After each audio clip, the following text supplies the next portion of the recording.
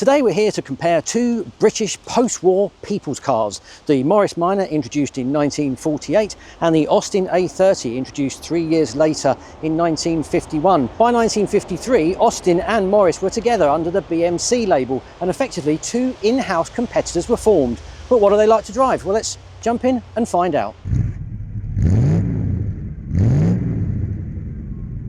All right then, Joe, so we are in arguably the car that started the post-war motoring revolution. The mighty, humble but mighty, Morris Minor. What a car. Because it's definitely in that class with the Beetle and the Citroen 2CV. Frugality, I think, and opening up motoring to the masses. Because before the war, motoring was still very much the preserve of the few rather than the many. The private motor car was quite a novel thing at this point, but it only took 3 years after the war finishing for Morris to break down those fiscal barriers, shall we say. You've got to say, the concept is fabulous. I believe this was meant to be a Subaru. How so? Because they wanted to have a flat four engine. Oh, I see, okay. Lord Nuffield, for some reason, really wedded to the side valve concept. So we ended up with the early cars having the side valve engine, which is a little bit gutless, if truth be told, wasn't it? It's fine enough, because it's not a big car. I think one of the best things about the Morris Minor for me is it's designed to look and feel big without being big.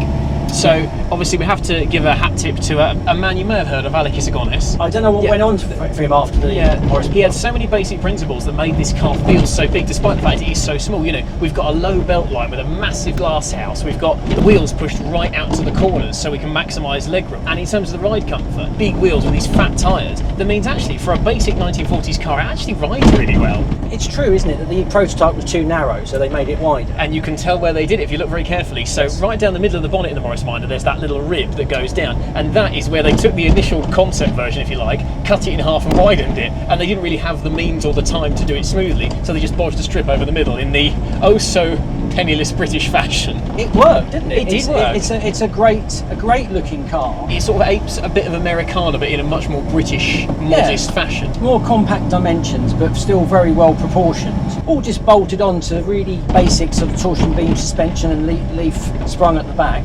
A 4-speed gearbox, which is lovely, nice and snicky manual. It's actually lovely. It's a really simple package, but done well. Oh, definitely, and I think that extends to the interior. You know, body colour metal. I mean, we've got a metal dashboard and all the rest of it, but with these little storage bins here, you know, these basic toggle switches, and even your steering wheel is quite so nice with the sort of 3 spokes on it.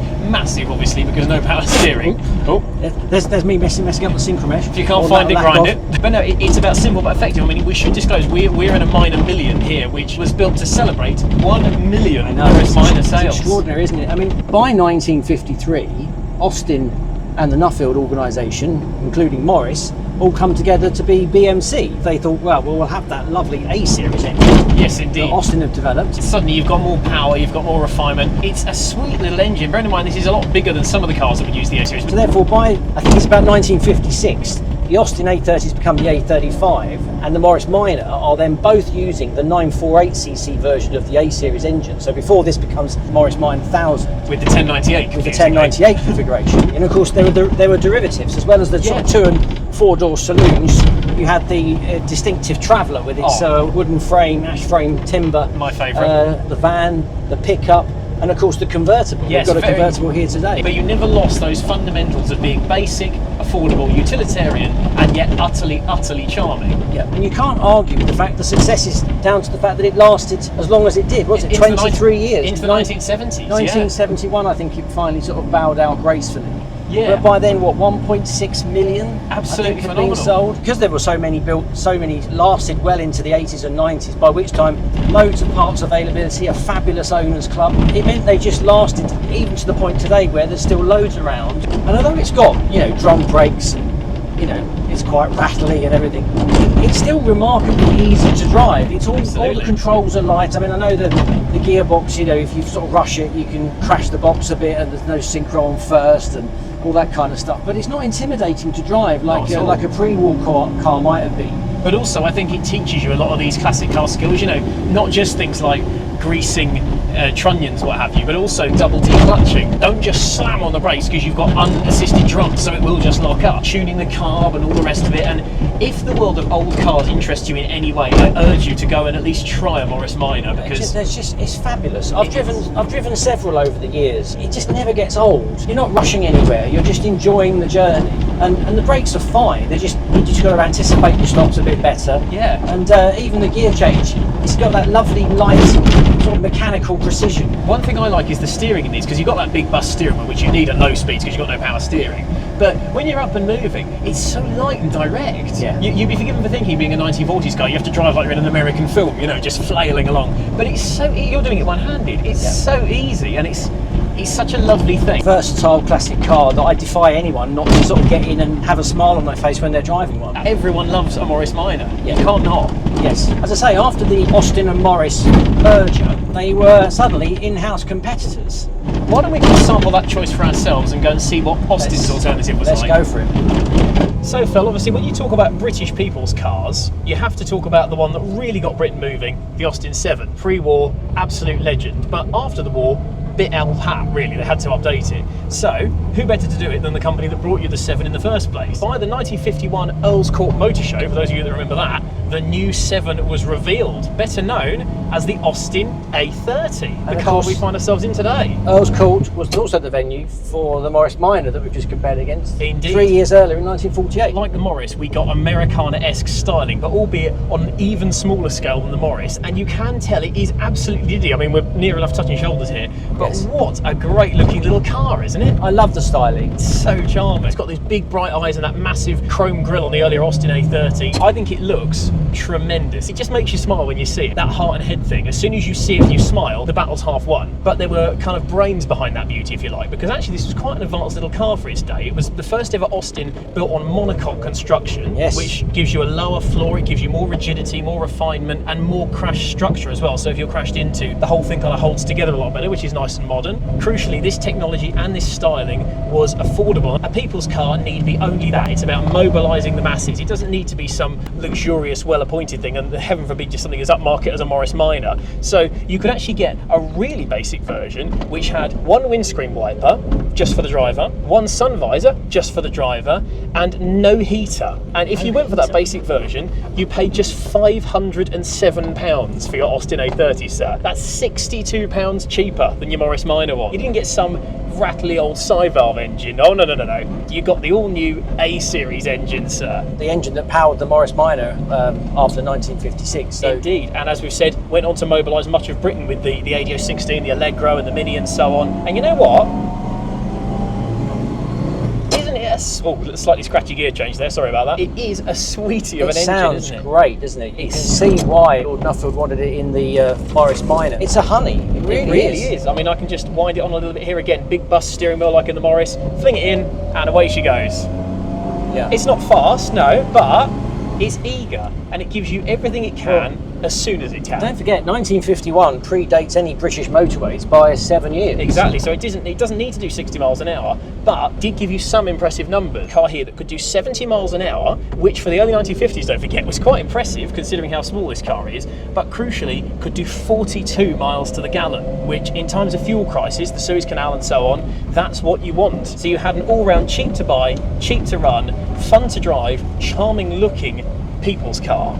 It's an absolute winner. Neither the Minor or the Austin win any traffic light Grand Prix, do they? They're fun to drive at humble speeds. I mean, look at this now. I'm going to go down to second for you. Slightly nervous. We'll fling it in. Nice direct steering. Do you know what? That grips well, doesn't it? Yeah, it's all right. Yeah. Minimal body roll, and I'll take it more gently. There you go. Nice little sneaky manual box here, because it's rear-wheel drive, of course, properly old-fashioned. Good traction, actually. It feels great. And like the Morris, you've got this big bus steering wheel for low speed, and then when you're up to speed, look how direct the steering is. Barely touching it, and we're weaving around. It's great. It's really easy to chuck around this. Yeah. This is your kind of car, isn't it? Oh, I love it. I absolutely love it. And I'm not the only one who loved them. And as a result, the Austin A30 sold 223,000 cars. If you combine A30 and A35 sales together, they were about 500,000, I think. Which is no small feat. But let's not forget, we did just drive a Morris Minor that was built to celebrate 1 million sales. But it was also on sale for less time as well, wasn't it? So, you know, because the saloon finished in about 59, I think. The van was available till 1968. The two-door saloon, the four-door saloon, the van, and the estate, of course. There were so many variants available that it meant to appeal to more people. The Austin evolved just as much as the Morris did, because you've got the A35 later in life with a 1098cc version of the A-Series, and as a result, it went on to be a bit of a darling of the motorsports. Well, I was going to say, you still see them going round Goodwood, don't you, for the revival and stuff. You really do, because that A-Series is so tunable. You know, you can put put bigger carbs on it and supercharge it and so on. Didn't a certain James Hunt have one? He certainly did, and famously it was the most fun car he'd ever driven. And you know what? Flinging it around here on this little slalom section, I can see why he'd think that. I think it's brilliant fun. But again, like you say with the Morris, it's not intimidating, is it? You know, I'm not flailing at the wheel, and if I just stamp on the brakes, Yeah, they feel better, don't they? Feels really good, stops well. I think they're both glorious cars, very much indicative of the era. It shows just quite how creative they could be, developing these cars with not huge amounts of resource or technology. And trying to keep the price as low as possible. Exactly. You know, there's minimal luxury in here, but let's point out, first of all, it does ride well. We're driving over a cobbled surface now and actually it feels quite smooth. Yeah.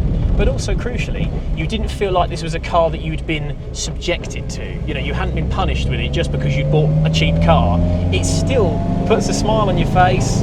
They're both remarkably practical because they've got space for luggage and 4 adults. What I love is this is such a humble but mighty little car. You know, at the end of the day, it's a cheap and simple people mover. So it could be a complete square box to look at with its really boring engine and a prison-like interior, but it looks fantastic, and it's got that eager little engine, isn't it? and it looks great, and it went on to have a load of success in motorsport. So the A30 for me is so much greater than the sum of its parts, and that is why it's such a gem. Tricky decision to come up with here. It does. I might just fling it around there a bit more. There we go. Let's go for one more lap and then we'll try and reach a verdict. We'll try. We'll do our best. Hold on tight, everyone. Sorry. What a cracking pair of cars. You've still got the smile on your face, I Joe. just love it. Honestly, this is one of my favourite twin tests we've done in a long, long time. It just makes me smile. I love the patina on this one particularly, all the little speckles all over it and the sunblind. It's lived a life. It's delightful, isn't it? I love it. What about you? I'm glad I got to drive the A30, I have to say, because it's a lovely little car. In many ways, a more sophisticated proposition than the Minor. I can utterly see the appeal. But I can hear where you're going with this. I am going with the Morris Minor. For me, the Morris Minor has the more universal appeal. It had more body styles by a factor of 1, it had the convertible. Indeed. It obviously had a longer shelf life. Sold a lot more, it was around for longer. 1.6 million, they've lasted a lot longer. Your vote goes with the Morris then? It does, it does. I would go for an A-series engined Agreed. Morris Yes. Minor, so I would, my affections are still loosely with Austin because it's got the A-series. No, quite no, but the as Morris ever Minor, impartial. I came into this genuinely expecting to say the Minor because I love these, and you can't, if you don't like a Morris Minor, frankly, first of all, why are you watching this? And second of all, you've got no soul because these are brilliant, aren't they? Everyone loves a Morris Minor. However, this, for me, is a more charming experience. The way it looks, I'm absolutely in love with it, whether it's tatty or mint. I think they're brilliant fun to drive, as we've just experienced. I don't think that the shortcomings over the Morris are as big as I expected them to be. This has more positives in the right ways, but the negatives aren't negative enough. As much as I love the Morris Minor, my vote is the Austin A30. And I would have one and I would lower it and make a little race spec one and maybe put some crazy twin carb A-series or something in it. Of course you would. There we go, a split vote. Which one would you have? Morris Minor or Austin A30? Do let us know in the comments, and don't forget to like and subscribe in the meantime. Thanks very much for watching, and we'll see you again soon. Ta-ta!